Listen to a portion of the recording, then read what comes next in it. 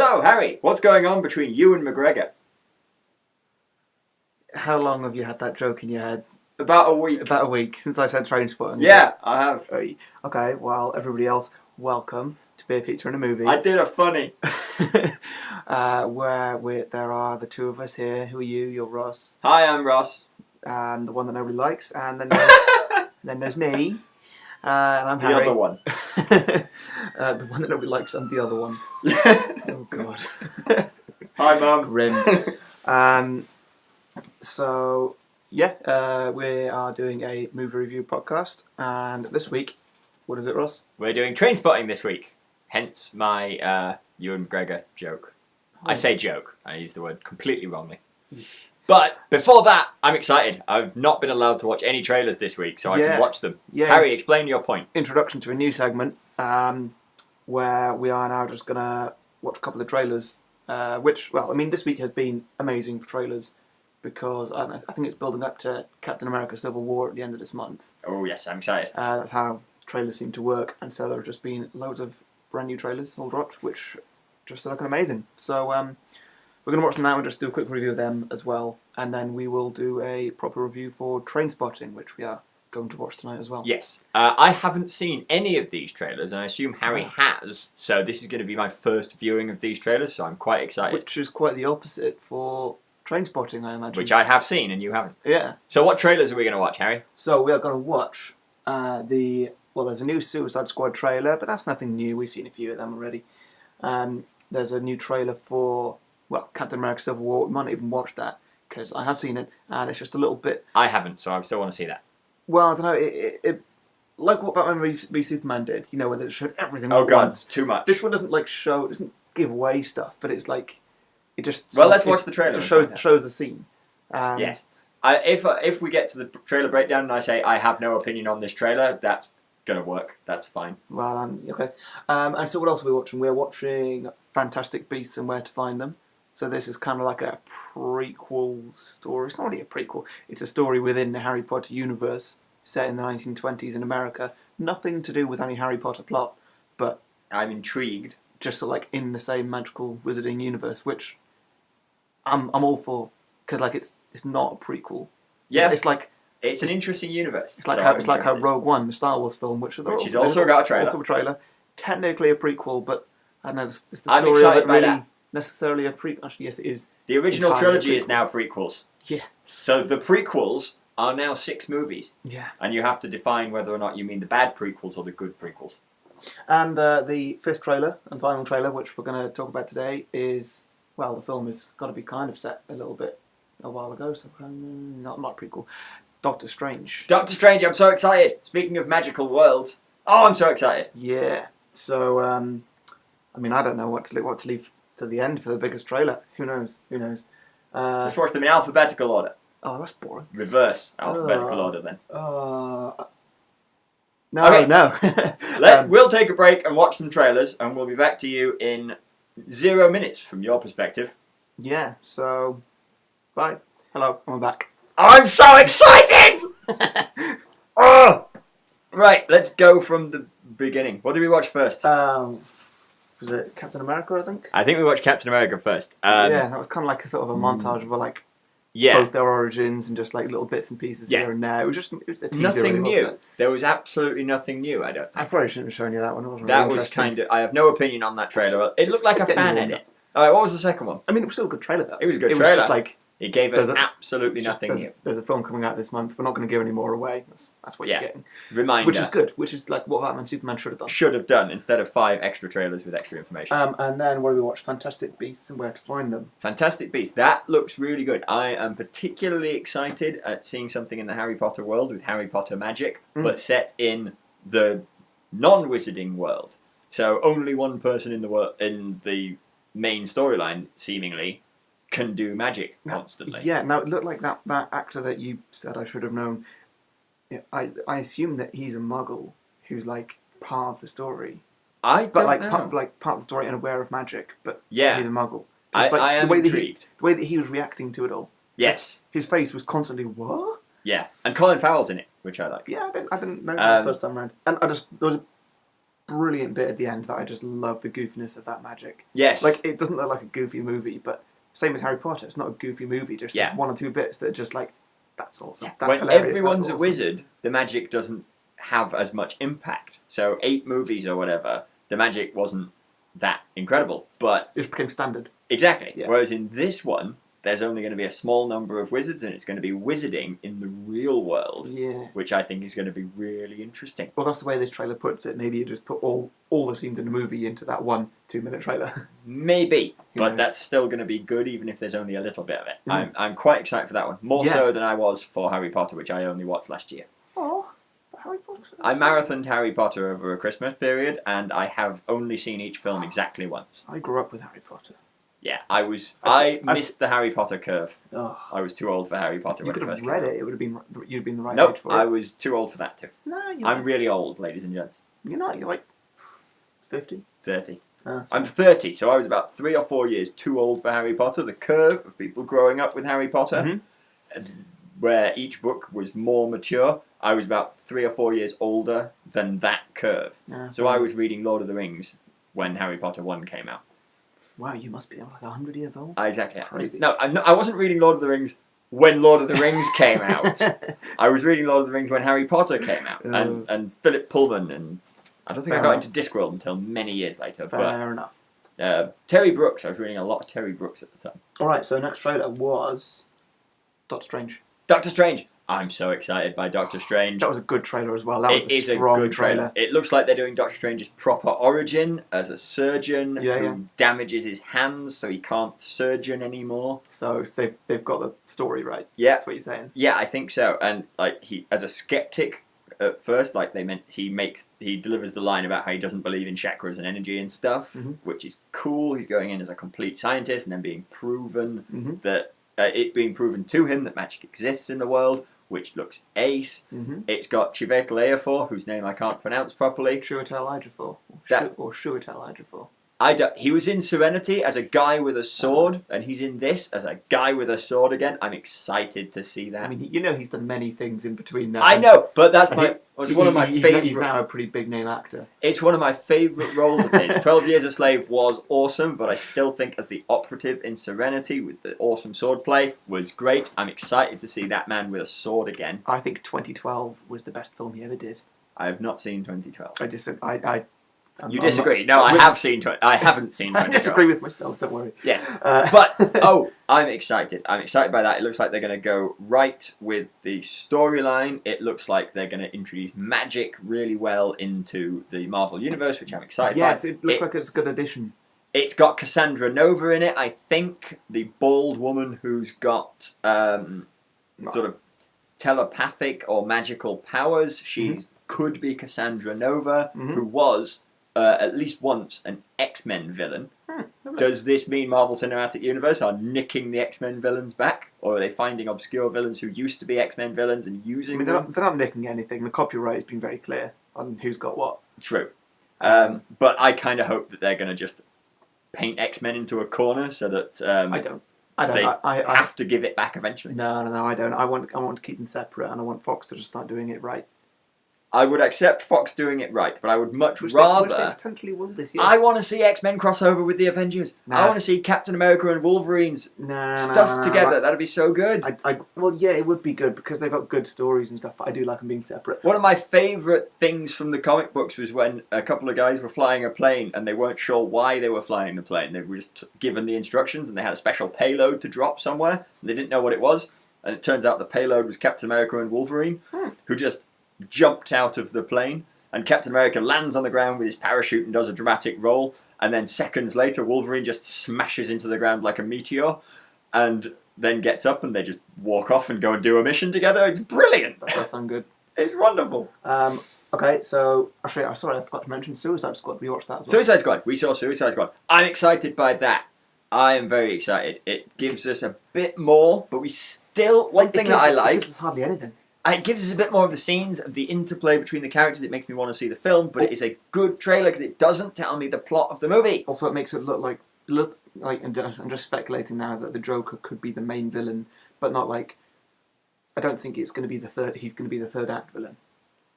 He could be like the villain that brings them all together, and he's orchestrating something, but it's not something that is the third act villain, and Joker is something that may come back for Suicide Squad 2. Obviously, he'll come back for Batman stuff.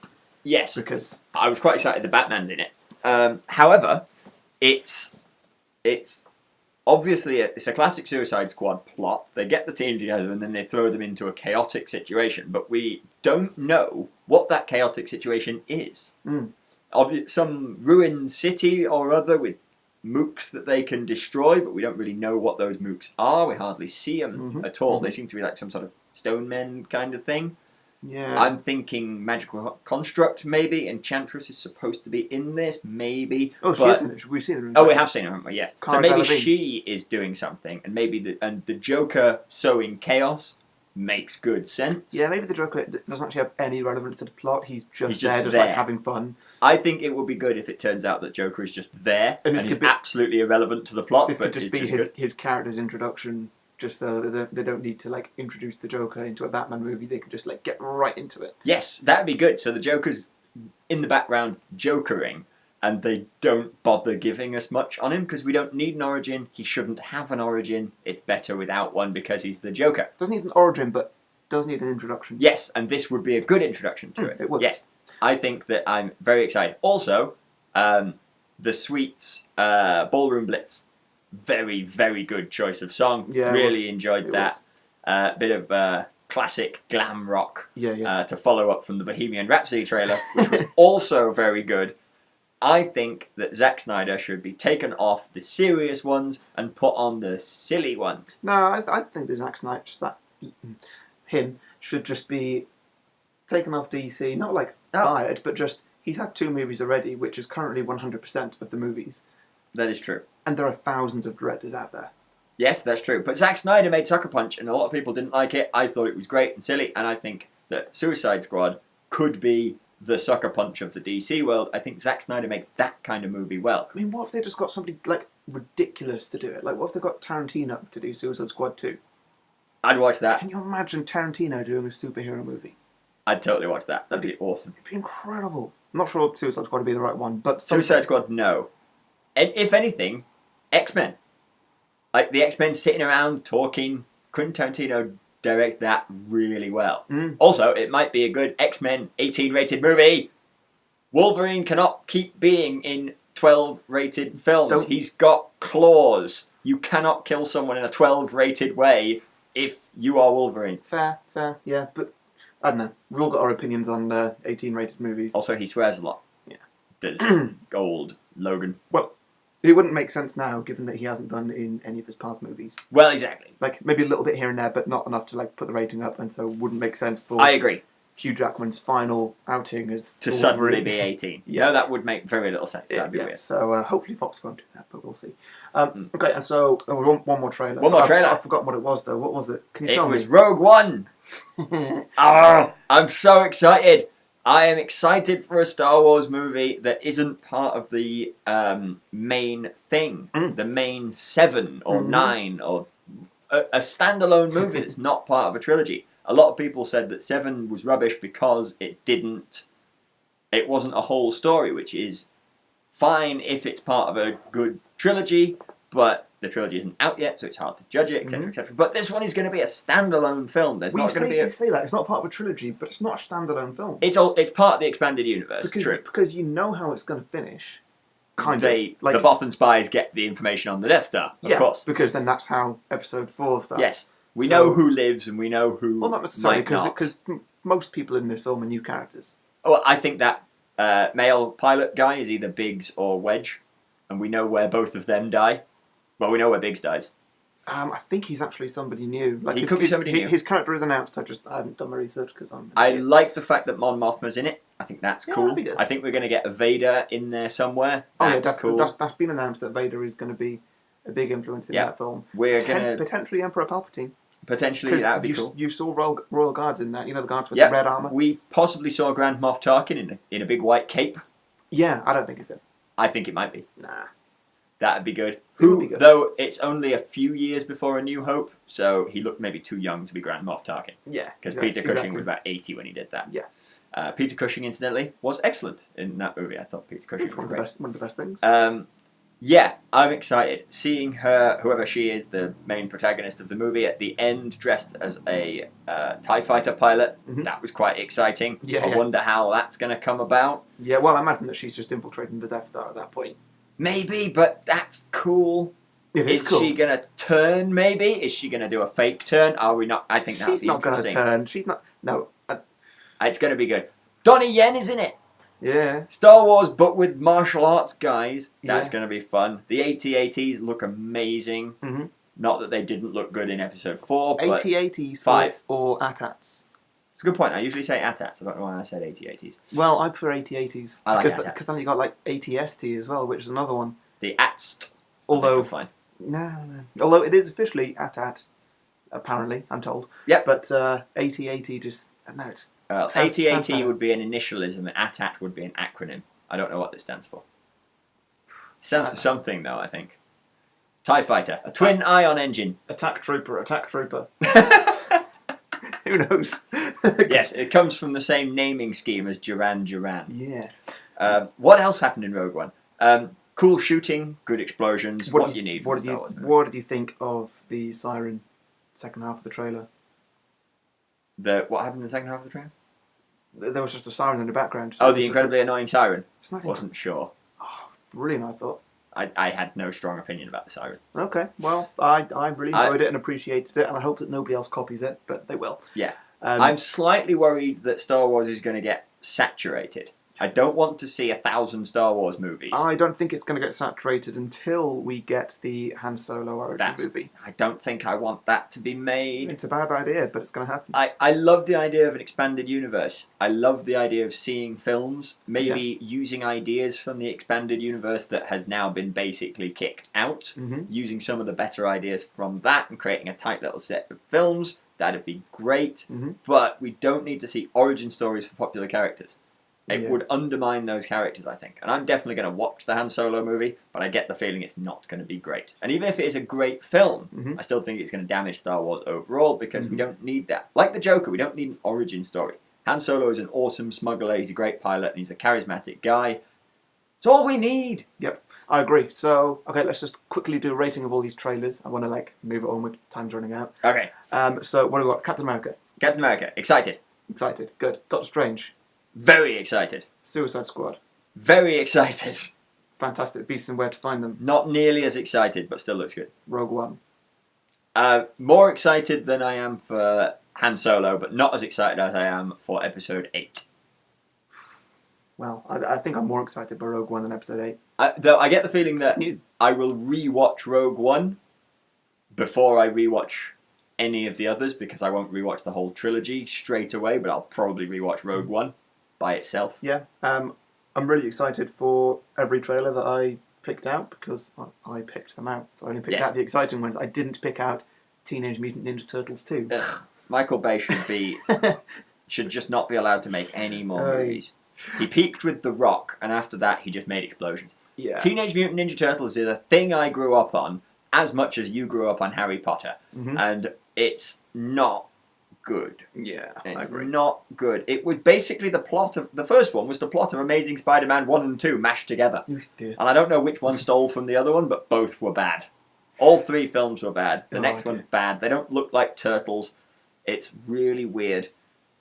Splinter is insane in this one. He's vicious and doesn't teach them properly, and the original Splinter was all zen and cool and slow and quiet, and this one just is an abusive, torturing parent figure. That was mad. I don't understand why they made Splinter reprehensible.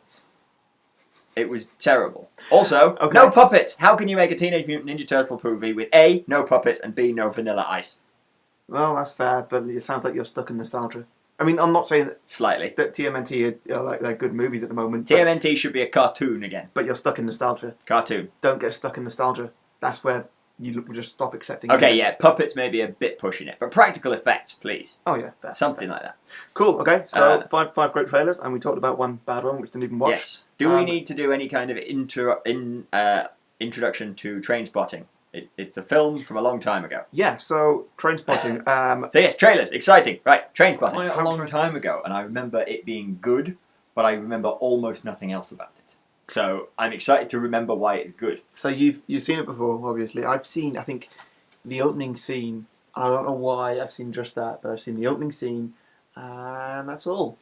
I can't remember what the opening scene is, so I'm excited. Oh, I do remember one scene from it, which is the baby. I think they're all doing a lot of drugs. The rotating head baby. Somebody kisses Ewan McGregor, like full on kisses him, and he's just like, "Whoa there," or something. I don't know. That's what I remember. Might have dreamed that, but I don't know.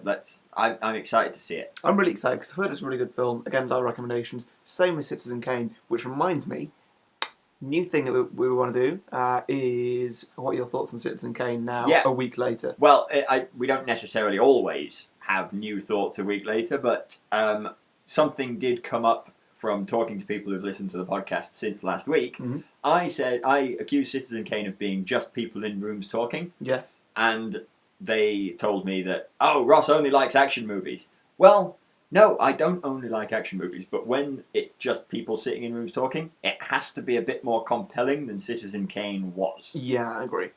I mean, one of my absolute favourite movies, one of my favourite directors is Quentin Tarantino. Mm-hmm. And he does people sitting in rooms talking about stuff really, really, really well. And it's compelling, and so usually those are my favourite scenes from his films. And that's why Kill Bill and Kill Bill 2 are pretty much my least favourite two Quentin Tarantino films, because they've got great action, yes, but they have much less awesome people sitting in rooms talking about stuff. Yeah, have you seen Hateful Eight? I have. People sitting in rooms talking about stuff, but really compellingly. Yeah. It hardly leaves that one room. Django doesn't really have that much. No, Django is mostly action. Django is much more of a normal film.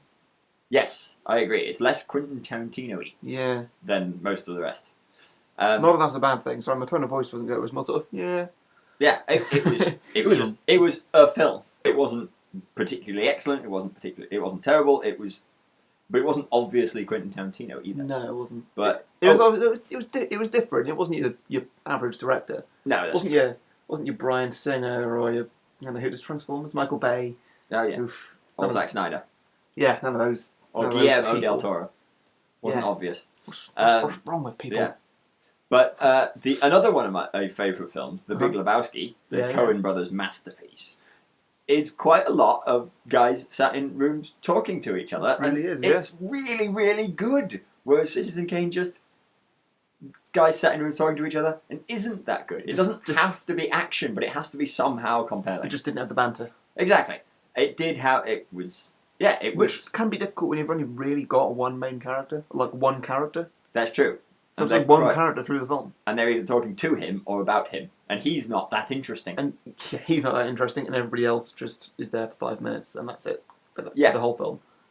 Yeah. So that was the only thing. It's just from people commenting on what we'd said last week, and I wanted to address that point. It doesn't have to be an action film for me to like it, but when it's not action, there still has to be something that keeps me interested. Well, I'm hoping with Trainspotting that... That's a lot of people in rooms talking, actually. Oh, that's a shame, because I was hoping it was just going to be people in cagoules just sitting at the end of platforms just waiting for, like...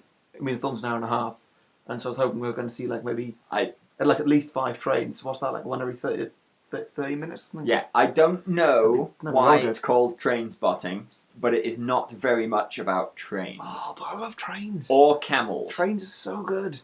Monty Python reference for anyone who's paying attention. I'll throw you under a camel. I had an interview this morning for a train company. Oh, really? Excited. I'm excited. I hope I get it. I'll let you all know next week. You totally missed my pun as well. I said, oh, really? As in trains run on rails. I didn't miss it. I ignored it. He ignored I tried to move on, but you wouldn't let me. Okay, well, without further ado... On that strong pun. So is that your pun of the week, then? That's my pun of the week. Cool. Well, Trainspotting, here we go. We'll spot you on the other side of Trainspotting. I know, even I'm sad about that one.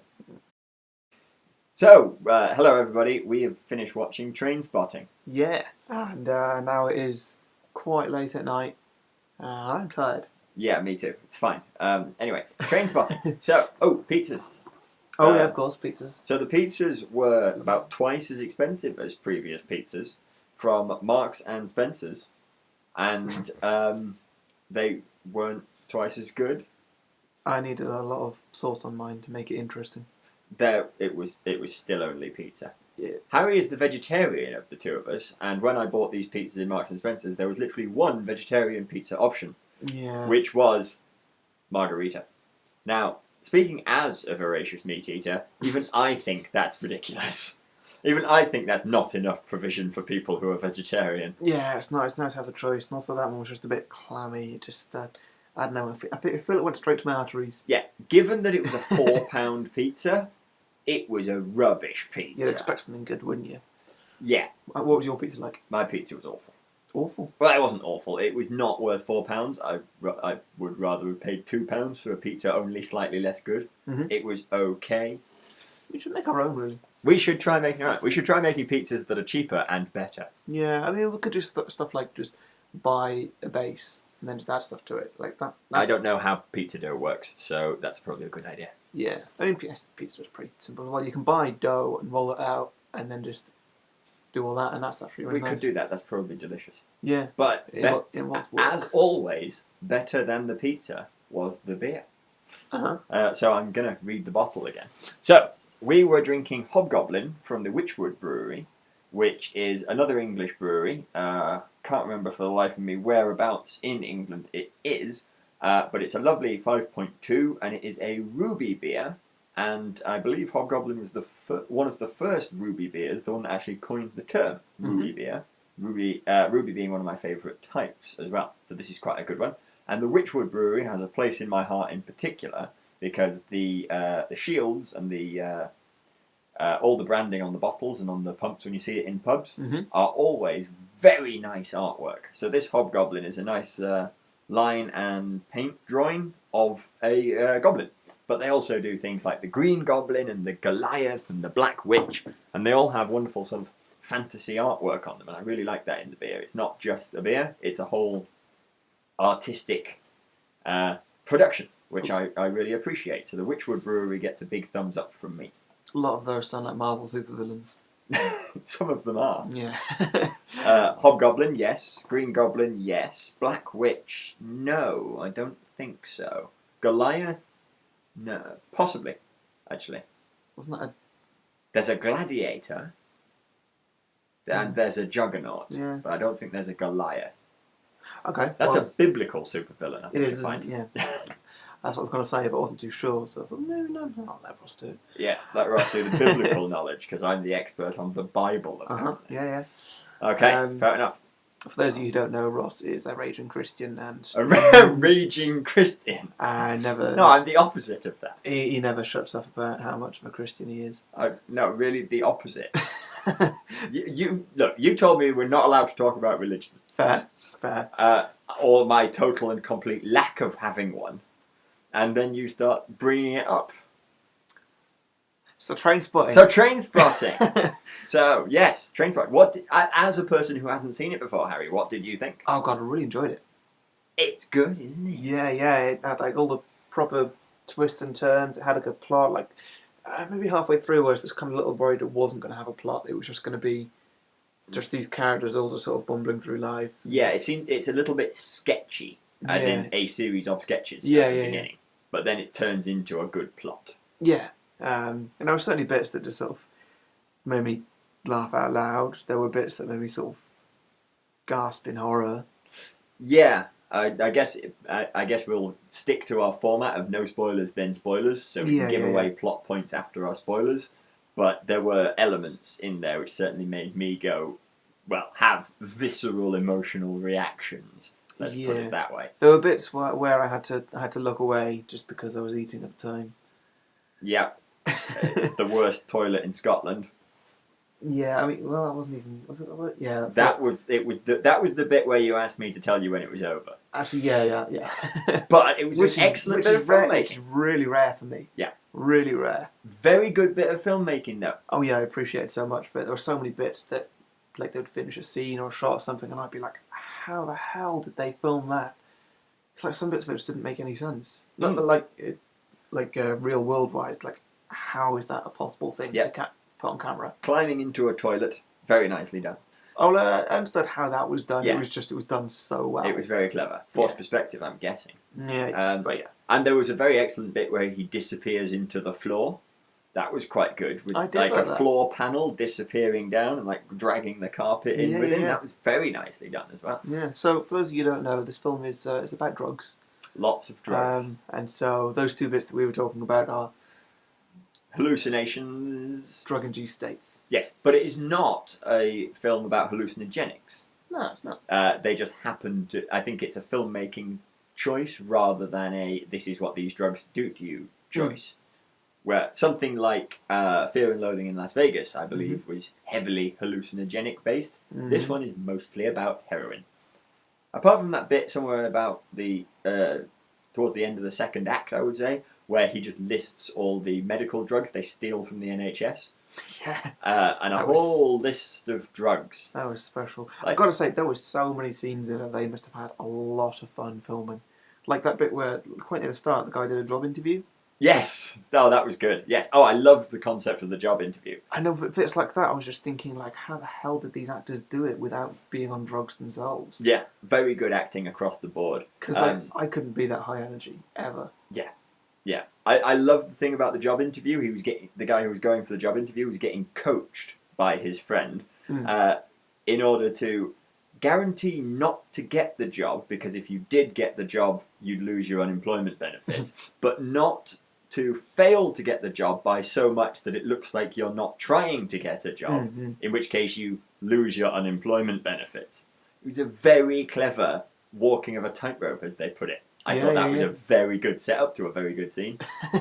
It reminds me weirdly of a character in Discworld who had to consistently fail his wizarding exams by a narrow margin, so became incredibly competent. Discworld is the universe created by Terry Pratchett. Yes, is that right? Terry Pratchett's Discworld, the series of books, there was a wizard who had to, in order to keep funding from an ancient uncle or something, had to keep failing his wizarding exams by a narrow margin. So that's what he kept doing. He became one of the most proficient wizards on the disc. Smart. Because he knew everything well enough to just slightly fail. It's a great idea. Who knew that Discworld and Trainspotting would have had things in common? But would you say it's a better idea to actually pass? Yeah, it depends what your motivation is. Well, yeah. If it's to keep your unemployment / rich uncle benefits, then totally works. Success. Not that I am applauding either of their behaviours.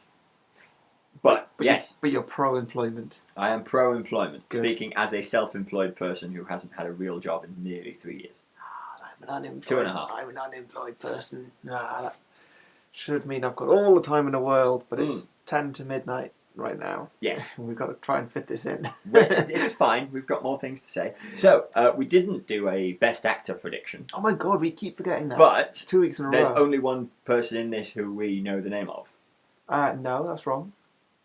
We both know... Okay, point proven, but I've forgotten his name. The guy from the Full Monty. What's his name again?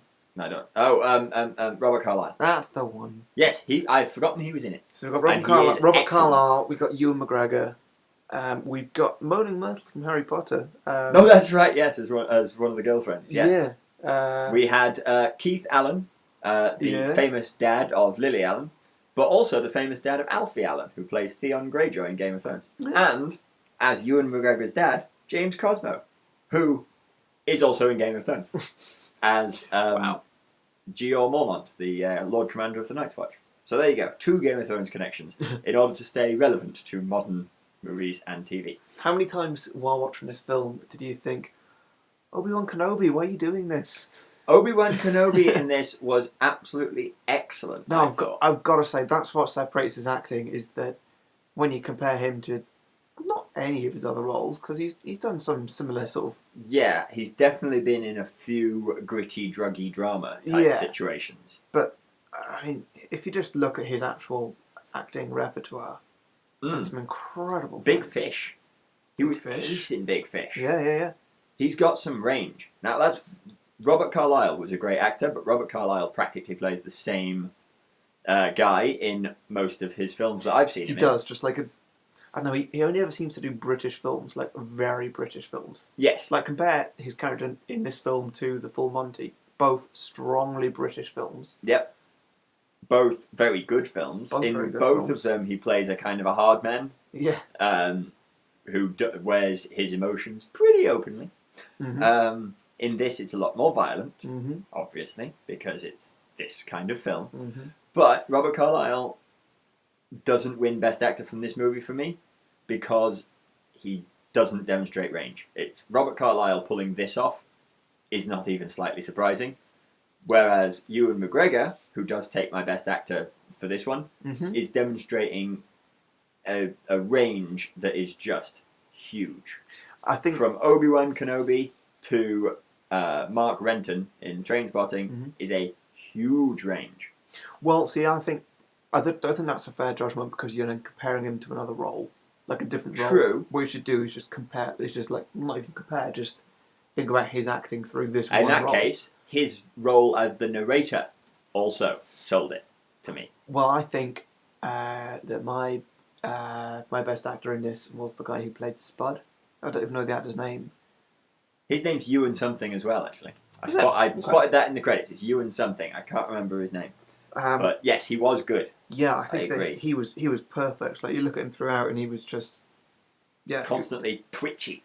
Ewan Bremer. Ewan Bremer. There you go. Yeah, he played it absolutely He perfectly. was great. And Constantly just Got either all- nervous or hyper or sleeping scared or all yeah. sorts, but like He was- he got it all perfectly. he was emoting all the time. Yeah. He was working hard in that film. But Yes. but then to be fair, there was that one scene during the middle where Ewan McGregor was just in bed for like, I don't know, 10 minutes or something. Cold turkey from the heroine. Yes. That was like some you, good you acting. felt it.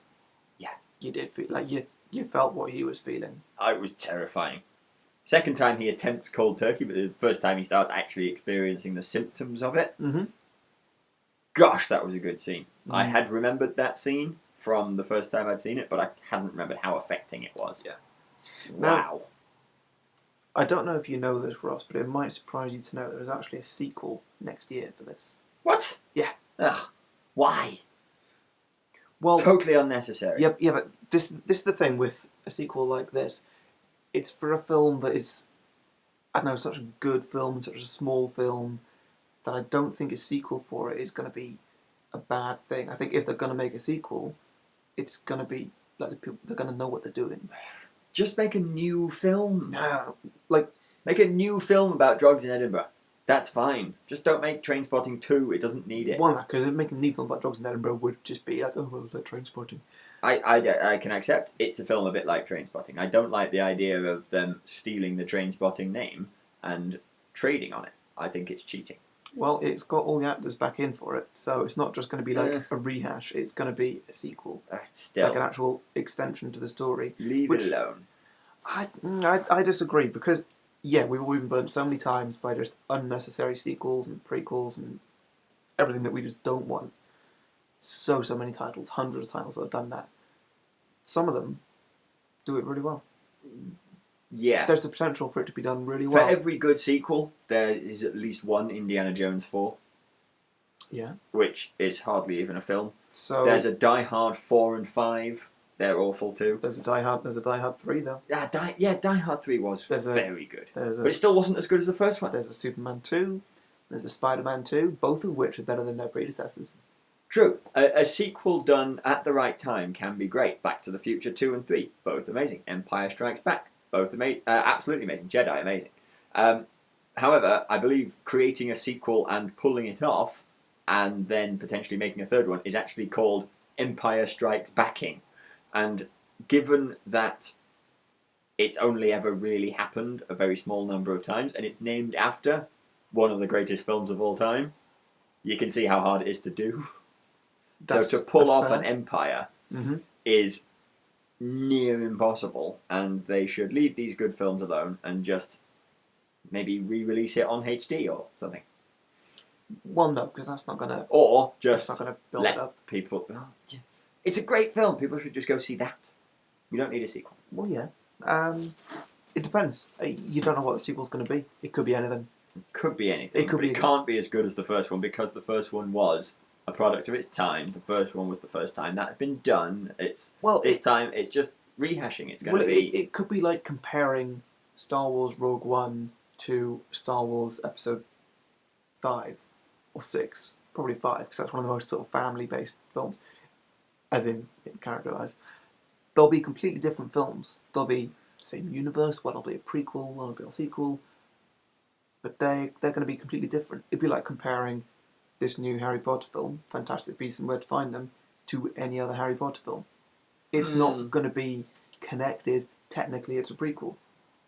Yeah, but Fantastic Beasts and Where to Find Them is set in the Harry Potter world. Trainspotting is set in the real world, which already has quite a lot of films in it. So if you want to say it's in continuity, every other film is in continuity. Technically, no film is set in the real world, because this is set in a world where Ewan McGregor is not an actor.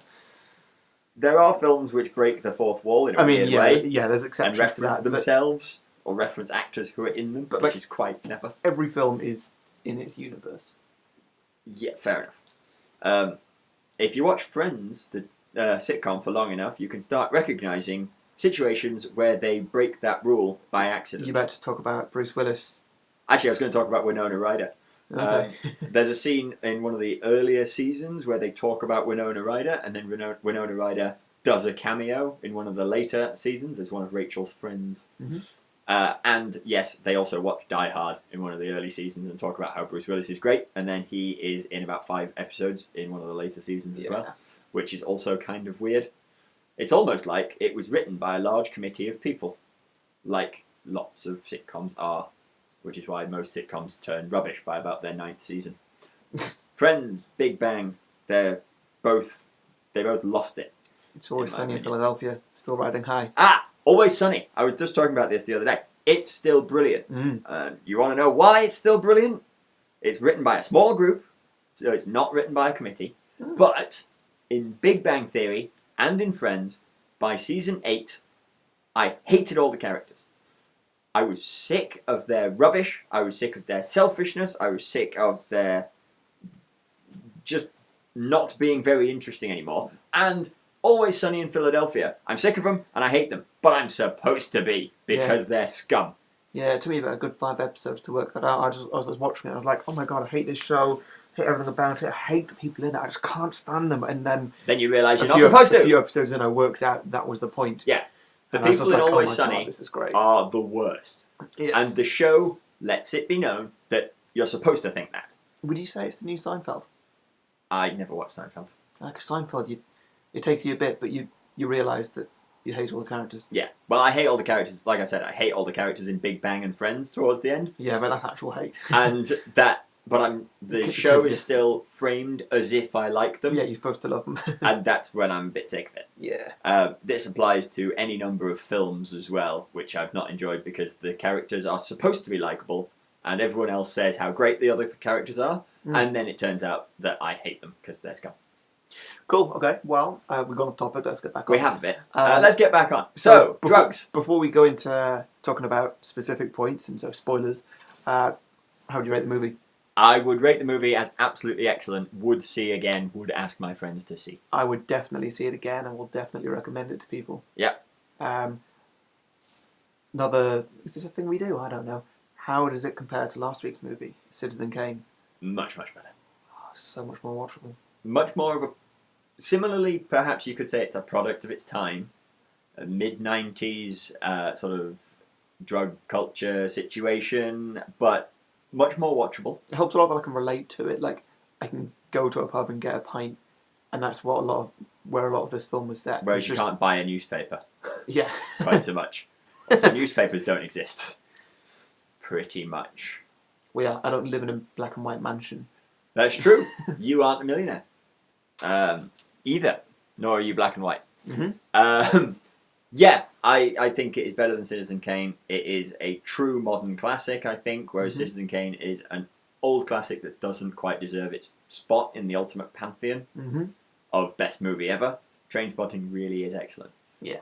And I haven't yet mentioned this, but I did a gig where I was at the same gig as Danny Boyle, so I was quite that was quite exciting. You're practically famous. I'm practically famous. Can you get him on the show? Probably not. Oh. He doesn't know I exist. But I was performing in Manchester for an event and opening of a big new arts space, and Danny Boyle had been a patron of setting the thing up, I believe, and he did a speech. And I saw him give his speech about how brilliant art is, and I, in between sets of performing some fire spinning that I was doing, I walked past him, but he looked busy, so I didn't get a chance to chat to him. I would have loved to have just gone over and said, "Hey, you're awesome," but I didn't get a chance. But I've been on the same gig as Danny Boyle, which is quite cool. Very good. Well, speaking of guests, because we'll have Danny Boyle on. Did you say the end of this month? We're not having Danny Boyle on. Don't get the viewers' hopes up, the listeners' hopes up. All right, I'll wait till my birthday. I'll get my surprise, I guess. No Danny Boyle. I don't know him. I'm sure. So speaking of I do guests, have a friend who knows someone who was in episode 7 of Star Wars, though. Oh yeah. And she was also in Game of Thrones. Game of Thrones reference. I have a makeup artist friend in London who is friends with one of the Sand Snakes from last season of Game of Thrones, and she was also an X-wing pilot in Star Wars episode 7. That's pretty cool. Yeah. So that was cool. Yeah. And I absolutely had a Ross rant prepared about how drugs, even though I am not interested in taking drugs, how drugs should maybe be legalised. And I was going to do a whole Ross rant about how drugs should be legalised, at least a little bit, so that they can be taxed and regulated and there wouldn't be as much crime surrounding them and people could do their own thing with them and they could make their own choices and we wouldn't have a nanny state and stuff. And I think maybe quite a lot of drugs should be legalised. Now I've seen this film, I have changed my mind and I've decided all drugs are evil. Wow. Because, oh God, I've forgotten how bad this film is. One extreme to the other, completely. Well, okay, maybe heroin is evil. But there are certain drugs, I do think certain drugs could do with being legalised. It would reduce the crime that surrounds them, because instead of people becoming potentially addicted to something and having to spend thousands of pounds to criminals to get these drugs, they could get them at a much more reasonable market price, which is taxed and regulated. Because the reason lots of these drugs cause damage isn't because they are the drugs, it's because they've been cut with bleach or something by criminals. Yeah. If these things were legalised, they could be regulated and taxed, and I think people would be much safer. And I probably still wouldn't be interested in any of the available drugs, legal or illegal. But I think if they were legalised, they could be controlled, and I think it would be probably safer for a large number of people, and people could make their own decisions. I agree completely. And I think that's important. However, heroin, maybe not. Well, if you disagree with us strongly enough to comment, to let us know, or if you agree with us strongly enough to comment, then please do get us on Facebook, Beer Pizza and a Movie, Twitter, Beer Pizza Movie, and get a conversation going. I'd be intrigued to hear. Speaking as someone who doesn't take drugs, this is a relatively uninformed opinion, but I think that people who do choose to take drugs should be able to make said choice. Also, I don't smoke, but I do drink coffee and I drink alcohol, both of which are, by any reasonable judgment, types of drug. Yeah, it's very true. And like I say, I don't smoke, but nicotine is a perfectly legal thing, but it is also itself a drug, and all three of those things I just described are addictive. Yeah. Up to a greater or lesser extent. Back when I used to be a teacher, I had certain pupils, and I could tell on a morning if they had a Red Bull or not. That's caffeine and taurine, I believe. A potent combo. But I could absolutely tell if the kids had had a Red Bull or if they hadn't. And it definitely affected them, and there was probably a reasonable amount of Red Bull addiction going on with those 14-year-olds. And I don't actually see a moral difference between that and, say, for instance, smoking marijuana. Well, addictive, change your mental state, Well, you're right in both those things are both true. And yet... they're both on different scales. Potentially, but according to several studies, marijuana is less addictive for you than caffeine. So they say. Differs by person, I imagine. Absolutely. However, if we're going to say that marijuana is illegal, we really should be regulating caffeine and not selling it to 14-year-olds in the ridiculous quantities that we do. There's many things that should be done. That's true. In my opinion, tobacco should be illegal, but you can't just do that overnight. Also true. Yes. I had a friend of mine put it this way, that if alcohol were discovered today, it'd be illegal by Tuesday. And I think that's a very, very true thing. Oh, yeah. Because whenever a new drug comes about, it gets illegalized very, very quickly. Mm-hmm. And alcohol would definitely do the same. The amount of damage it does to a person, to the infrastructure of the country, it's just people stumbling out of pubs and crashing cars into things, and fights and illnesses. And why is alcohol so different from? It's not even that. Even the most safe people who, won't even walk their bike home because they're just scared of what might happen because they're drunk, will just go home, go to bed, and then throw up in their sleep and die. So yeah, bad luck. That can happen. Exactly. Wow, this is a grim conversation. This has suddenly got really grim, hasn't it? But not as grim as some of the details of Trainspotting. Yes. So all right. So brought it right back. Yes. Well done. Brought it back. Back to relevance. Actually, I'm going slightly off relevance again. If you read the book Freakonomics and its multiple sequels, you do discover some interesting studies that they've done in which they found out that drunk walking can be bad as well. Really? Wow. Well, they did some studies finding that people who drive home drunk frequently manage to get home, whereas people who walk home drunk fall into the road and get run over by sober people, or fall into canals, for instance. So, according to some studies, drunk walking is very dangerous too. So, perhaps advice for this is not go drunk driving. The advice coming from this is get a taxi home. Oh, yeah, is probably a good idea. That is a good idea. idea. There are people whose job it is to not get drunk and to get you home safe. Pay them money, be nice to them, don't throw up in their car, and let them help you get home safe. And tip them. Tip your taxi driver if you're really drunk. That's my advice. It's been a while since I've been really drunk. I just imagine myself getting drunk into an Uber and then just I won't give me money. I'll give you money. Yeah, Uber confuses and frightens me. Anyway, so let's get back to the point. I don't really have much to say on spoilers. Well, let's say post-spoilers for a film from nearly 20 years ago. So spoilers after this bit, we're going to talk about some specific plot points. So, here we go. Spoilers. The dead baby. Ooh. No. Oh, that was the worst bit of the film. Actually, top quality acting props to the mother of the baby when she walks into. We find out from the narrator she might have been screaming for days. Yeah. That's even scarier because it's unreliable narrator, which is a great trope I enjoy. Which made sense because the baby didn't exactly look. The baby was definitely dead for a while, yeah. But it could have been a while until she discovered it. It's kind of ambiguous, but she was just screaming and slamming herself against walls and just completely inconsolable with rage and anger and sadness. And I thought if she'd been in the film more, she might have won my top actor trophy for this film. In that scene, she absolutely nailed it. Potentially. That was probably one of the best bits of acting in the movie. That horror and sadness and guilt and everything was just coming through in the way she was moving around and screaming. I think that scene's actually a bit much. I'd rather not talk about it because it's just... It was tough to watch, but it is a very real, important part of this movie. Oh yeah, big time. And it comes up again later.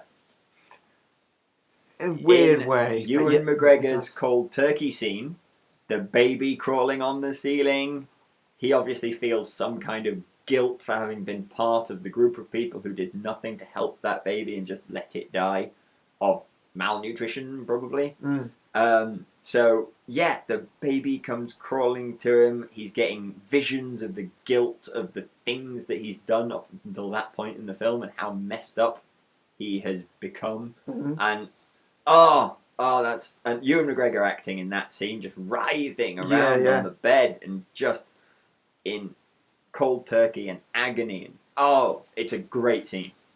It's harrowing. Yeah, just sit back and be harrowed. It really is, and I just genuinely don't even like talking about it. That's how bad it is, and that is a massive well done to the filmmakers. Very good filmmaking. It is a very well made film. That's how it makes me feel. yeah, I don't think I want to talk about that much Yeah. more beyond that. It was a major plot point that was probably not worth mentioning before spoilers. So what else happened? Good things. Good things. Did anything happen? Anything good? Anything good happen? I get the scene where he kind of the short series of scenes where he gets himself back together again. He's in London. He's got a real job and he's off the drugs. Yeah. And you have a kind of maybe this is all going to work out. Mm. And then some of his friends from Edinburgh turn up, and everything goes spiraling wrong again. And then they go back north to Edinburgh, and then one of their friends has died. Then they go back down to London and end up in a drug deal. Did his friend die? His friend die of a drug overdose? No, his friend died of some kind of brain disease that you get from cat droppings because a cat had been living in his flat. So it was literally nothing to do with drugs? Well, the drugs had presumably led him to not clean up the cat droppings and also lie around on the floor in them. Okay, so he was living in filth caused by his drugs, and the filth killed him. Right. And that was harrowing as well, because that character, up until the point that Ewan McGregor had got his hands on him, was a straight-laced kind of guy who just happened to have drug addict friends. Yeah, he hadn't taken any drugs until Ewan McGregor messed up his relationship with his girlfriend, and then he comes to Ewan McGregor and says, I want some drugs. I want to try it for the first time. Ewan McGregor's character gives him some drugs and sets him up, and then we see him just getting, the straight-laced guy getting worse and worse, and then we see him dead. Yes. Rapid spiral. That was harrowing as well. That was really difficult to watch, that poor guy. Okay, well, I just want to let's wrap this up completely now. Let's wrap up Trainspotting with a... Because, like, when you leave, I'm going to bed. And, oh, God, that's going to be tough. It's a harrowing film, and it is occasionally difficult to watch. But it is an excellent film. Yeah. Thoroughly enjoyable. It is emotive. It is affecting, depending on how it affects you. It definitely affects you. I think it's a masterful bit of filmmaking from Danny Boyle and some great acting from pretty much everyone in it. I don't think there's a weak link. Yeah. I think it was incredible. I would potentially call it a perfect film. Wouldn't go that far. I don't think I could say that there is such a thing. My definition of a perfect film is a film without a problem. Yeah, I could... and that can include production, like it can include if there's an obvious green screen or something. Yeah, I would argue it wasn't perfect, but it was flawless. It had no flaw. That's a better way to call it. But I don't think one can go as far as perfect. So yes, highly recommended. Will see again. Would go see it at the cinema.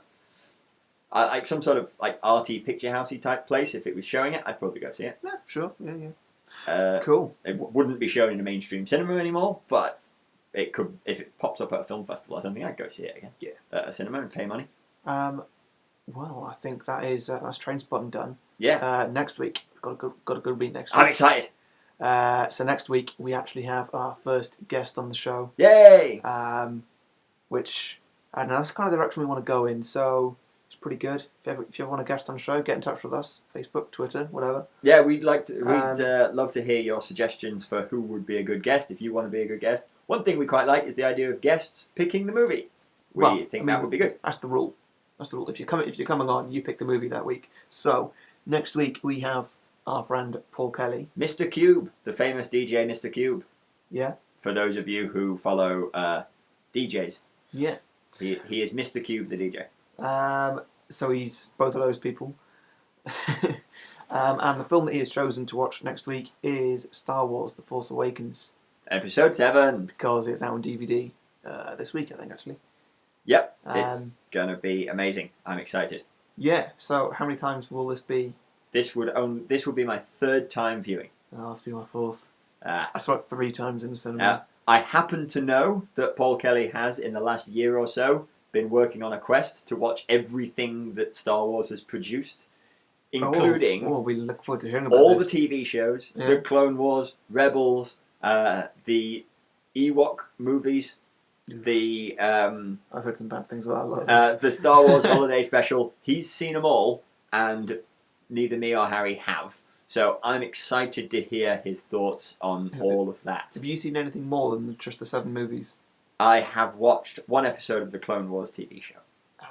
And I quite enjoyed it, actually. I thought it was good. It was good CGI. Yoda was jumping about and it was ridiculous. So by prequel standards, it's acceptable.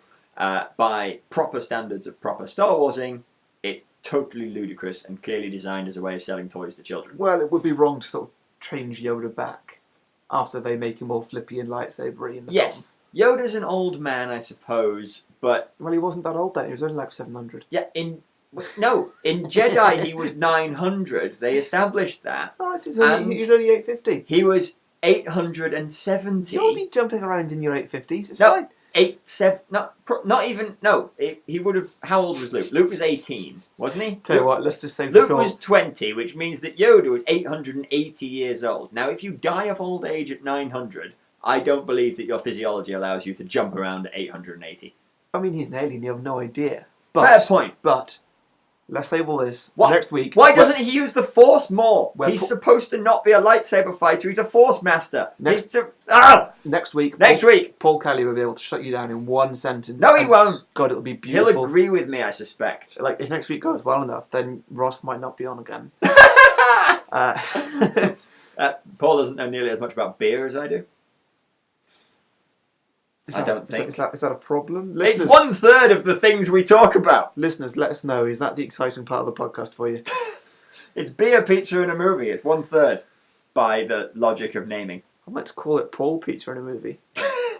That works well, actually. Paul Pizza in a movie. Oh no, I've been sacked from my own podcast. Talk about Paul Kelly for a podcast. I guess I'll see you. I guess Harry will see you next week, folks, and we'll find out if I do or not. Thanks very much for listening, I suppose. Well, there goes Ross. So if you've got anything you want to say, if you've got any feedback on the podcast, any opinions on anything we talked about, any sort of the drug conversations and the harrowing topics we've covered. If you have any beer recommendations or pizza recommendations. Beer or pizza recommendations, film recommendations, main thing, of course. Then get in touch with us. Get us on Facebook. Beer Pizza and a Movie, Twitter, Beer Pizza Movie, and Gmail, beerpizzaandamovie@gmail.com. Any of those, and we want to get a conversation going. Yeah. Definitely get a Use conversation a going. method of communication. Harry will probably pick it up. Yeah. I won't. I mean, if you watch this on YouTube, there's probably links underneath. If you download it on Dropbox or whatever, then, well, you have to just do what I said. Yep. That's all. Find us online. Anything else you want to say? Can I talk more about Yoda? No. Alright, fine. In that case, I'm done. Okay, right. Okay, get out of my house. Thank you for listening, everyone. Bye. Leave. That's how we're finishing that.